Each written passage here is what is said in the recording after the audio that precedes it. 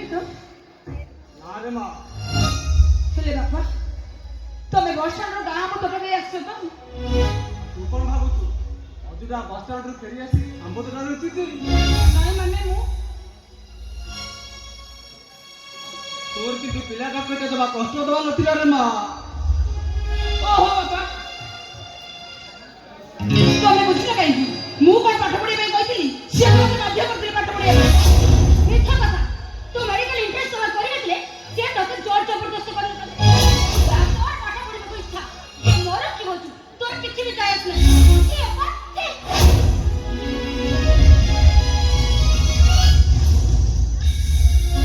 ଦେଖିଲୁ ତ ବାପା ଦୁଷ୍ଟ ମନକୁ ଯାହା ଆସିଲା ମନ ଇଚ୍ଛା ଯାହା କରିଗଲା। ମୁଁ କଣ ଅଜୁହାରୀ ବାଧ୍ୟ କରିଥିଲି ପାଠ ପଢିବା ପାଇଁ? ନା ରେ ମା ତୁ ବାଧ୍ୟ କରୁନୁ ସିଏ ବାଧ୍ୟ କରୁଛି। ବାପା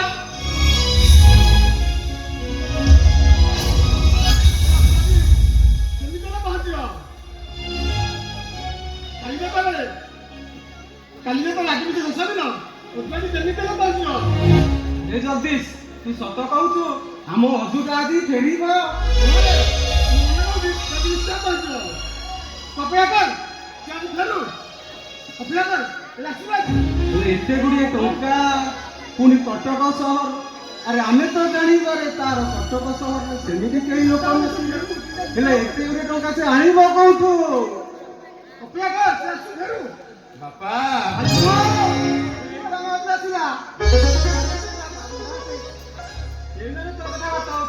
ଜାଣିଛୁ ବାପା ତମେ ମାନେ ସମସ୍ତେ ମୋ ପାଇଁ ବ୍ୟସ୍ତ ହେଇ ପଡିଥିବ ହେଲେ ମୁଁ କଣ କରିବି କହିଲ? ଟଙ୍କାଟା ଯେମିତି ହେଲେ ମତେ ଯୋଗାଡ଼ କରିବାକୁ ପଡିବ। ବାପା ତମେ ଜାଣି ଖୁସି ହବ ଟଙ୍କାଟା ମୁଁ ଯୋଗାଡ଼ କରି ସାରିଛି। କଣ ହେଲା?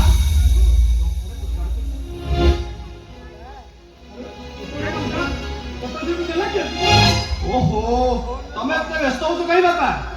ଟଙ୍କାଟା ମୁଁ କୋଉଠୁ ଚୋରି କରି ଆଣିଲି। ତାହେଲେ କୋଉଠୁ ଆଣିଲୁ? ଏତେ ଟଙ୍କା ତତେ କିଏ ଦେଲା? ଏସବୁ ହଉଛି ମୋ ବାପାଙ୍କ ରୋଜଗାର ଟଙ୍କା। ହଁ ବାପା ଏସବୁ ହଉଛି ତମ ରୋଜଗାର ଟଙ୍କା। ତମେ ବୁଝିଲ ବାପା ବୋଉ ମୋ ନାଁରେ କିଛି ଟଙ୍କା ବ୍ୟାଙ୍କରେ ରଖିଥିଲା ଆଉ ସେଇ ଟଙ୍କାଟା 15 ବର୍ଷ ପରେ 5 ଲକ୍ଷ ଟଙ୍କା ହେଇଯାଇଛି ବା।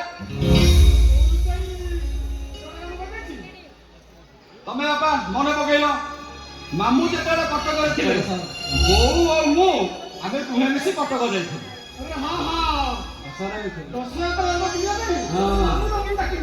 ଆଉ ସେତିକି ବେଳେ ବୋଉ ମାମୁଁ କିଛି ଟଙ୍କା ବ୍ୟାଙ୍କରେ ମୋ ନାଁରେ ଥୋଇବା ପାଇଁ ଯାଇଥିଲେ।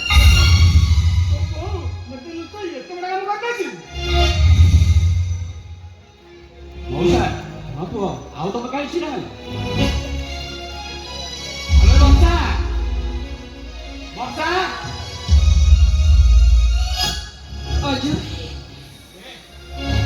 ଏଇଥିରେ 5 ଲକ୍ଷ ଟଙ୍କା ଅଛି। ଶୀଘ୍ର ଶୀଘ୍ର ବାହାରି ପଡ ତା ନହେଲେ ତ ଫର୍ମ ଫିଲଅପଟା ଲେଟ୍ ହେଇଯିବ। ତୁ ଯା ବର୍ଷାର ବ୍ୟାଗ୍ ପତ୍ର ସବୁ ନେଇ ଆସିବୁ। ତାକୁ ମୁଁ ବସରେ ଛାଡ଼ି ସାରିଲା ପରେ ତାପରେ ଯାଇ ଘରକୁ ଆସିବି।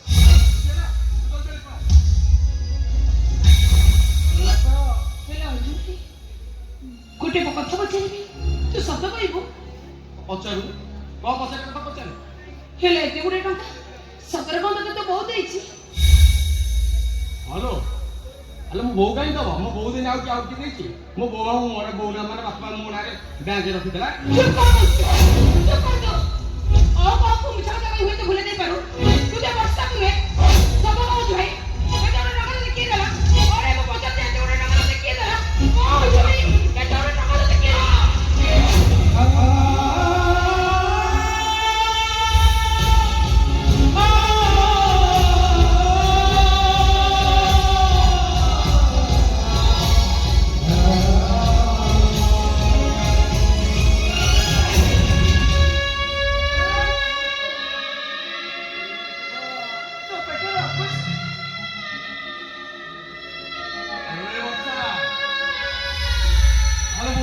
କହିଥିଲି ନା ଆରେ ତୋ ସ୍ୱପ୍ନ ପାଇଁ ଦରକାର ପଡ଼ିଲେ ମୁଁ ନିଜକୁ ନିଜ ବିକ୍ରି କରିଦେବି ବୋଲି।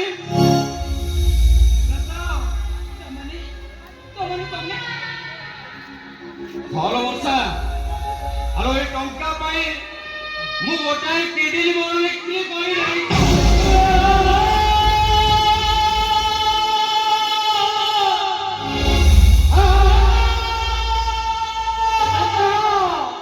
ଏଥର ତ ମନ ଶାନ୍ତି ହେଇଗଲା। ଏ କଥା ମୁଁ କହିଛି, ଡାକ୍ତରୀ ପାଠ ପଢିବାକୁ ହେଲେ ଅନେକ ଟଙ୍କା ଦରକାର। ଆରେ ଏଇ କାମ ବହି କରିବ ବାଳକ ପାଇଁ ନୁହେଁ ମା, ଯୋଉଠି ବଳ କରିବାକୁ ପାଠ। ଶେଷରେ ପିଲାଟାକୁ ମାରିଦେଲ। ନାଇଁ ବର୍ଷା ନାଇଁ ତମେ ସେମିତି କଥା କହି ମୋ ମନରେ ଆଘାତ ଦିଅନ୍ତୁ। ହେ ଦେଖିଲ ବର୍ଷା ତମେ କହିଲ ବୋଲି ମୋ ବର୍ଷାଟା କେମିତି କାନ୍ଦୁଛି। ଭାଇ ପୁଅ, ମୁଁ ତମକୁ ଆଘାତ ଦଉନି, ମୋ ମନକୁ ବୁଝେଇ ପାରୁନି ବୋଲି ବାଧ୍ୟ ହେଇ କହିବାକୁ ପଡୁଛି। ଆରେ ଗୋଟିଏ ବଡ଼ ପିଲା ପାଇଁ ଏତେ ତ୍ୟାଗ ମୁଁ କେମିତି ସହିବି?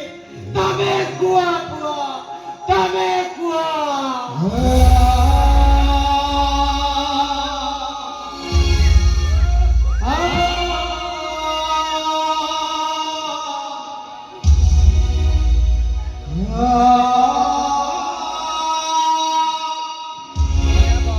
ବର୍ଷା ବର କିଏ ତମେ ବର ଏ ଉଷା ବର ନା ଏ ବର୍ଷା ବର କିଏ ବର ମଉସା?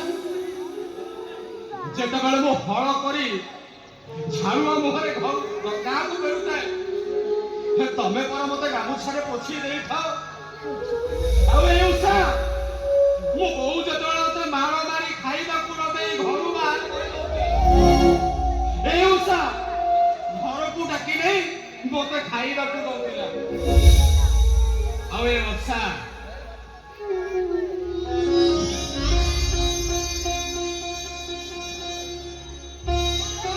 ସେ ତ ମୋ ଜୀବନ ତାକୁ ମୁଁ କେମିତି କର ବୋଲି କହିପାରିବି? ଅଜୁ ଅଜୁ ଭାଇ ତମେ ମଣିଷ ନା ପଥର ଅଜୁ ଭାଇ? ହ୍ୟାଲୋ ଏ ବର୍ଷା ଆରେ ମଣିଷ ହେବି କାହିଁକି ମୁଁ? ଆରେ ମୁଁ କାହିଁକି ଠାକୁର ହେବି? ଆଉ ତୋ ପରିବା ଗୋଟେ ମଣିଷ ମୁଁ। ହେଲେ ଅଜୁ ଭାଇ ମୋର କିନ୍ତୁ ମୋ ଅପା ପ୍ରତି ସନ୍ଦେହ ହଉଛି।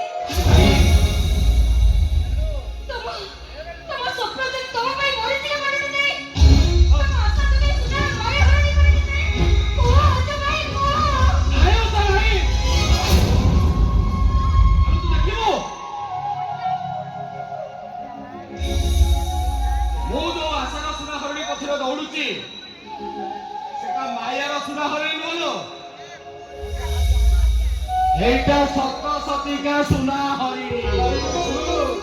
ତାମାନେ ମୁଁ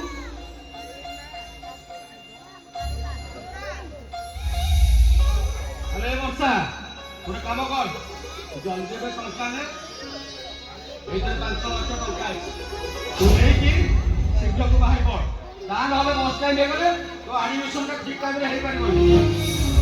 ବୁଝା ଚାଲ ମୁଁ ଯାଉଛି ବାବା ମୁଁ ବର୍ଷାକୁ ବସରେ ଛାଡ଼ି ଦେଇ ଆସିବି। ବର୍ଷା